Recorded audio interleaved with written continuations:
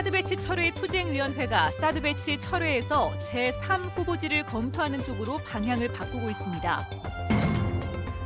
국제유가가 많이 떨어지자 처리업자들이 재활용품 수거를 꺼리고 있습니다. 아파트 단지마다 골칫거리입니다. 지역주택조합이 곳곳에서 문제를 일으키자 정부와 대구시가 대책 마련에 나섰습니다. 국회가 추가 경정 예산안 처리를 앞두고 있지만 교육계의 현안인 누리과정은 제대로 논의조차 되지 않고 있습니다. 여러분 안녕하십니까? 대구 경북 소식 전해드립니다. 요즘 아파트마다 재활용 쓰레기가 산더미처럼 쌓여가고 있습니다. 보기에 좋지 않을 뿐 아니라 악취까지 더해져 주민들 불편이 점점 커지고 있습니다. 플라스틱이나 비닐 같은 석유화학 제품이 특히 수거가 안 되는데요. 국제유가가 떨어지면서 재활용 가치도 떨어졌기 때문입니다. 양관희 기자가 취재했습니다. 대구 동구의 한 아파트 단지 관리사무소 앞마당이 쓰레기장처럼 변했습니다. 페트병이나 플라스틱, 비닐, 스티로폼 등 쓰레기가 담긴 마대가 사람 키 높이만큼 쌓여 있습니다. 1700세대가 내놓는 재활용품이 제때 수거되지 않고 있기 때문입니다. 매일 수거를 해가지만은 수거해가는 양이 배출되는 양보다 거의 적을 정도예요. 그러다 보니까 항상 이렇게 적체되어 있습니다. 다른 지역도 마찬가지입니다. 달서구의 한 아파트 단지 뒤 공터에도 플라스틱과 비닐 등이 든 마대가 수북이 쌓이면서 악취까지 풍기고 있습니다. 주민의 어떤 피해가 막심하고 이게 나는 어떤 냄새라든가 모든 어떤 그 놀이터의 주변에서 일어나는 일들이 정말 이 심각한 이런 문제를 비용을 받지 않고 재활용품을 수거하던 업체가 비용을 요구하면서 불거진 일입니다. 국제유가가 2, 3년 전보다 60% 넘게 떨어지자 플라스틱이나 비닐, 스티로폼 같은 석유 화학 제품들의 재활용 가치가 떨어졌기 때문입니다. 이런 현상은 지난해에도 벌어졌지만 지자체는 여전히 대책을 세우지 못하고 있습니다. 구청은 매년 10억 원이 넘는 대행 수수료를 주고 업체에 맡긴다고 하지만 계약서에는 수거량을 정하지 않는 등 강제성이 없습니다. 물량이 이제 초과되는 부분에 대해서 또 나중에 그걸 해줘야 됩니다. 정책은 이제 재활용을 계속 활성화하는 방향으로 가기 때문에 계속 이 물량은 늘어나거든요. 저유가와 행정력 부재 속에 넘쳐나는 재활용 쓰레기로 주민들이 불편을 겪고 있습니다. MBC 뉴스 양관입니다. 앞서 관련 보도가 있었는데요. 사드 배치 철회를 고수하던 성주 사드 배치 철회 투쟁위원회가 제3 후보지 검토를 수용하는 쪽으로 방향을 바꾸고 있습니다. 그런데 이번에는 제3 후보지로 거론되는 지역과 가까운 김천에서 강하게 반발하고 있습니다. 한태현 기자가 보도합니다. 사드 배치 철회 외에는 대안이 없다던 성주 투쟁위원회가 입장 변화를 보였습니다. 성산포대 배치 철회를 전제로 제3 후보지를 검토할 수 있다는 겁니다. 어제 주민들과의 간담회에서 새 후보지를 수용하자는 의견이 많았기 때문입니다. 하지만 사드포대 후보지를 국방부에서 제시할지 투쟁위가 정할지는 결론을 내리지 못하고 다시 대책회의를 열기로 했습니다. 현재 가장 유력한 후보지는 성주읍에서 10km 이상 떨어진 성주군 초전면 롯데 스카이힐 골프장입니다. 하지만 성주의 입장 변화는 골프장과 가장 가까운 김천 지역의 반발을 불렀습니다. 김천시 기관장과 단체장 150여 명은 긴급회의를 열고 사드 배치 반대 입장을 분명히 했습니다. 우리가 사드 배치를 반대하는 것이 아니라 지역민의 어떤 생존권과 재산에 피해를 주는 것은 절대 막아야 된다고 생각을 하고 있습니다. 김천 지역 일부 시민단체들은 사드 배치 반대 집회를 연다는 계획입니다. 성주에 이어 이제는 김천 지역에서도 사드 배치에 대한 반발이 갈수록 거세질 것으로 보여 사드 배치를 둘러싼 논란이 지방자치단체 간의 갈등으로 비화될 우려가 커지고 있습니다. MBC 뉴스 한태현입니다. 계속된 폭염과 가뭄으로 일부 지역에서는 식수까지 고갈돼 물을 배달해 공급받고 있습니다. 그런데 이 같은 현상이 갈수록 더 심해질 것이란 전망입니다. 조동진 기자가 보도합니다. 안동시 소면 소하천에서 지하수를 퍼내기 위한 불착 작업이 한창입니다. 양수를 통해 밭에 공급된 물은 담비와도 같지만 충분한 비가 오지 않으면 한계가 있습니다. 안동 지역의 최근 3개월간 누적 강수량은 평년의 78%인 370mm에 불과합니다. 이 때문에 현재까지 콩 12헥타르, 고추 10헥타르, 생강 등 밭작물의 가뭄 피해가 발생했고 다음 주까지 비가 내리지 않으면 피해는 더 확산될 것으로 보입니다. 제가 농사를 30년 좀 더 지었는데요. 이렇게 가뭄은 해가 없었어요. 예. 최악의 가뭄이라고 생각하죠. 간이 상수도를 사용하는 녹전면 매정리 3곳과 개인 관정을 쓰는 6곳은 지하수 고갈로 식수가 끊기면서 운방급수에 의존하고 있습니다. 가뭄 피해가 늘어나자 안동시는 양수장 설치와 관정 개발 등 항구적인 가뭄 피해 대책을 세우고 있습니다. 송야천에 양수장을 설치한 뒤 3.8km의 관로를 통해 상습 가뭄 지역인 소면 명리 일대에 물을 공급할 계획입니다. 어쨌든 예비비를 좀 투입해서라도 우선 밭작물 좀 해갈이 좀 될 수 있도록 여러 가지 대책들 좀. 올해 폭염과 가뭄은 거의 자연재해 수준으로 이상기후로 인한 이 같은 재해는 갈수록 심해질 것으로 예측돼 항구적인 대비책이 시급해 보입니다. MBC 뉴스 조동진입니다. 대구시가 후원하고 대구지속가능발전협의회, 국립기상과학원, 질병관리본부 등 6개 단체가 주관하는 2016 대구국제폭염대응 포럼이 오늘 호텔 수성에서 개막해 이틀간 열립니다. 이번 포럼에는 5개 나라에서 기후변화와 폭염 관련 전문가 200여 명이 참석해 폭염 대응 대책과 폭염 관련 산업 육성 방안을 모색합니다. 또 포럼이 열리는 호텔 수성과 수성못 일대에서는 폭염 퀴즈 대회, 온실가스 줄이기 실천 캠페인 등이 열립니다. 낙동강 주류에서 물고기 100여 마리가 폐사해 환경당국이 조사에 나섰습니다. 대구지방환경청은 낙동강과 송주 백천의 합류 지점에서 백천 상류 쪽 7km 지점에서 물고기 130여 마리가 폐사하자 수질 분석과 함께 국립과학수사연구소에 독성 검사를 의뢰했습니다. 환경청은 물속 용존산소는 충분했지만 수온이 높아 폐사했을 가능성이 있는 것으로 보고 있습니다. 국회가 추가 경정 예산안 처리를 앞두고 있지만 교육계의 현안인 누리과정은 제대로 논의조차 되지 않고 있습니다. 임시방편으로 누리과정 예산을 자체 편성한 지역교육계는 근본적인 해결책 마련을 촉구하고 있습니다. 보도에 도성진 기자입니다. 최근 여야 3당 원내대표는 추경에서 지방교육재정교부금 1조 9천억 원을 편성하고 누리과정 예산을 편성하도록 합의했습니다. 여기에 대해 전국 시도교육감협의회는 내년과 내후년 반영할 세수입을 당겨 쓰는 임시방편에 불과하다며 누리과정을 위한 별도의 재원 확보를 요구했습니다. 내년도에 예산 편성할 재원을 당겨서 정부에서 추가 경정 예산을 편성했기 때문에 지방교육재정교부금 상향 조정 등 추가 지원이 있어야만이 누리과정 예산 전액 확보 등 지방교육재정에 많은 도움이 될 것으로 판단됩니다. 교육단체들도 누리과정과 관련된 서로 다른 법령을 정비하고 사회적 논의를 위한 협의기구 구성을 촉구하고 나섰습니다. 또한 총선에서 누리과정 예산의 국고 확보를 공약한 야당들이 협상력 부족과 진정성 없는 태도로 일관하고 있다고 지적했습니다. 야당은 좀 더 적극적인 모션으로 추경 예산을 통해서라든지 다음 내년도 예산을 통해서라도 반드시 안정적인 예산이 편성되도록 더 적극적인 역할을 해야 된다고 봅니다. 기존 교육 사업을 줄이고 지방채까지 발행해가며 누리과정이 운영되고 있지만 근본적인 해결책을 찾지 못하면서 누리과정을 둘러싼 갈등과 논란은 계속되고 있습니다.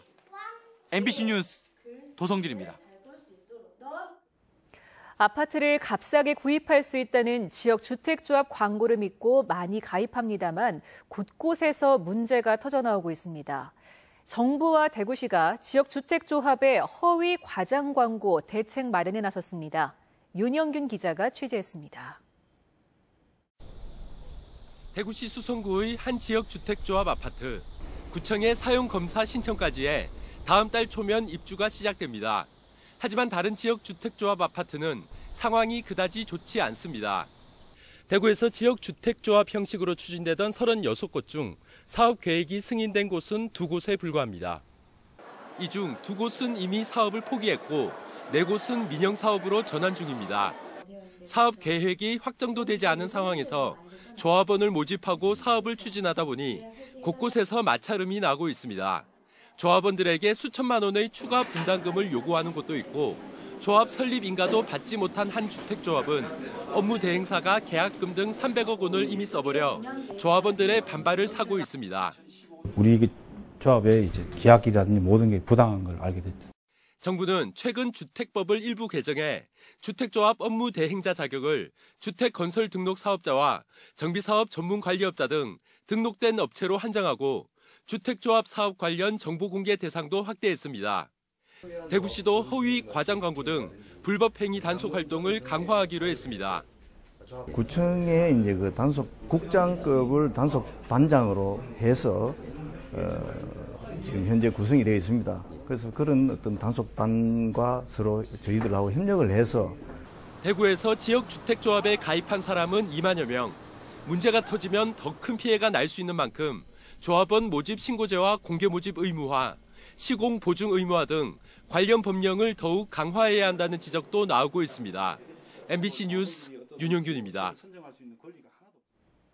경상북도 3, 4분기 통합방위협의회가 오늘 경북도청에서 열렸습니다. 오늘 협의회에는 김관용 지사를 비롯해 김은규 도의회 의장, 서정천 54단장, 조희현 경북경찰청장 등 위원 30여 명이 참석했습니다.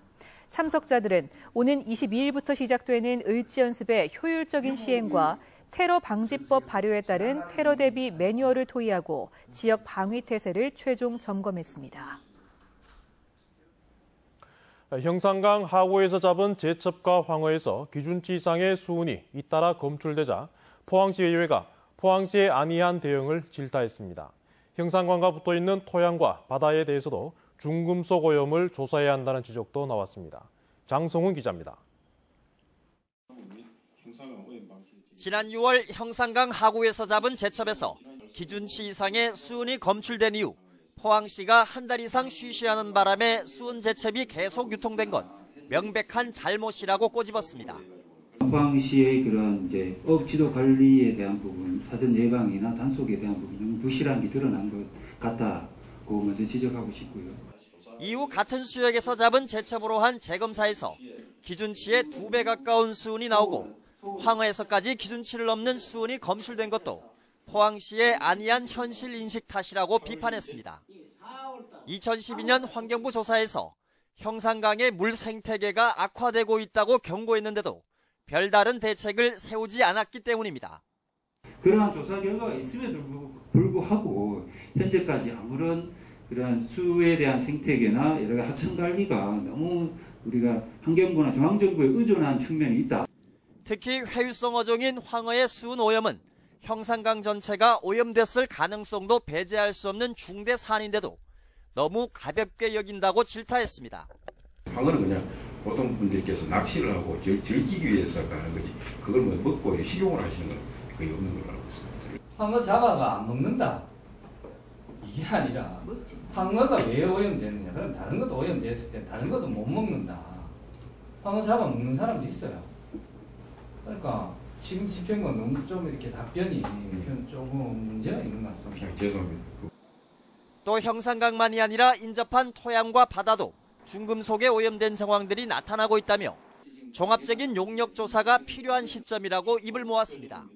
울산 같은 경우에는 태화강이 저희들 지금 형산강보다도 더 이렇게 죽었었거든요. 그 당시에. 그랬는데 살려냈듯이 저희들도 그런 이렇게 출발을 저는 새롭게 시작하는 게 맞지 않느냐. 포항시는 형산강에서 잡은 바지락과 숭어, 전어를 비롯해 강퇴적물에 대한 중금속 검사 결과가 다음 주 초에 나오는 대로 전수조사에 나서고 포항과 경주 지역에 40여 개 중금속 배출업체는 특별 점검한다고 밝혔습니다.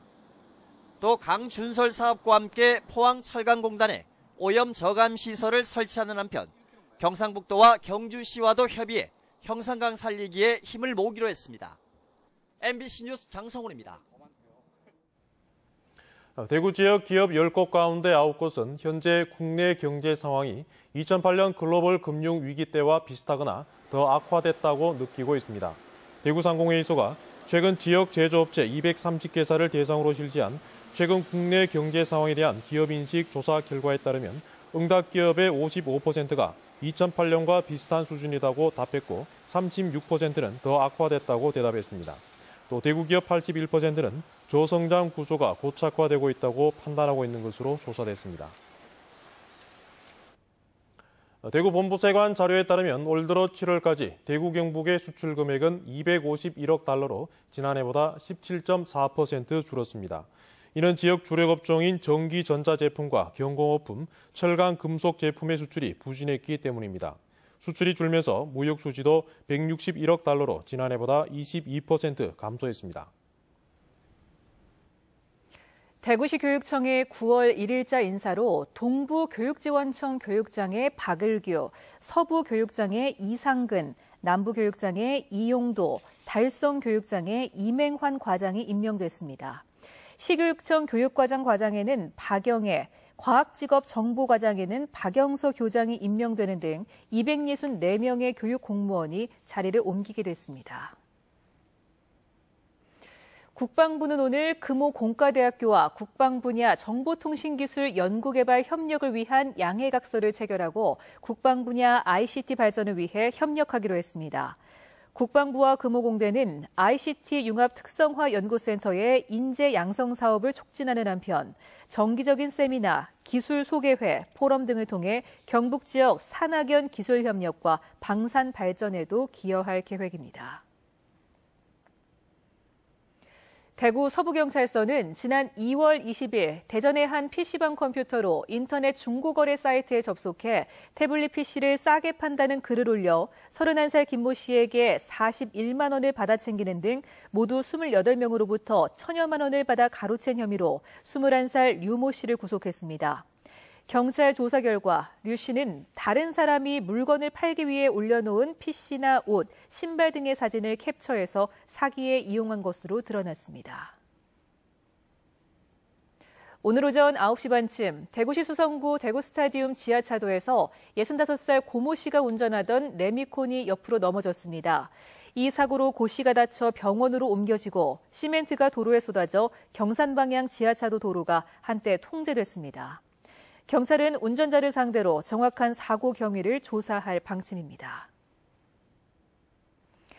구 포항역에서 효자역까지 폐철도터가 도시숲으로 조성됩니다. 포항시는 오늘 지역 주민 등 500여 명이 참석한 가운데 기공식을 갖고 본격적인 도시숲 조성 사업에 들어갔습니다. 서산터널에서 지구 건널목까지 4.3km 구간에 조성되는 도시숲에는 산책로와 자전거길, 광장, 수변 공간 등이 들어서며 오는 2018년 6월에 완공될 예정입니다. 대구시는 중소기업들이 오래된 작업장과 복지 환경시설을 개설할 때 기업당 최대 2천만 원 한도에서 공사비를 지원하는 지역산업단지 근무환경 개선 사업에 참여 희망업체를 모집합니다. 또 사업주가 산업단지 주변의 아파트나 빌라, 오피스텔 등을 빌려 기숙사로 제공할 경우 근로자 한 명당 한 달 기준 최고 30만 원까지 임차 비용의 80%를 지원하는 기숙사 임차료 지원 사업도 10개 기업을 지원할 계획입니다. 네, 지금까지 대구 경북 소식 전해드렸습니다. 시청해주신 여러분 고맙습니다.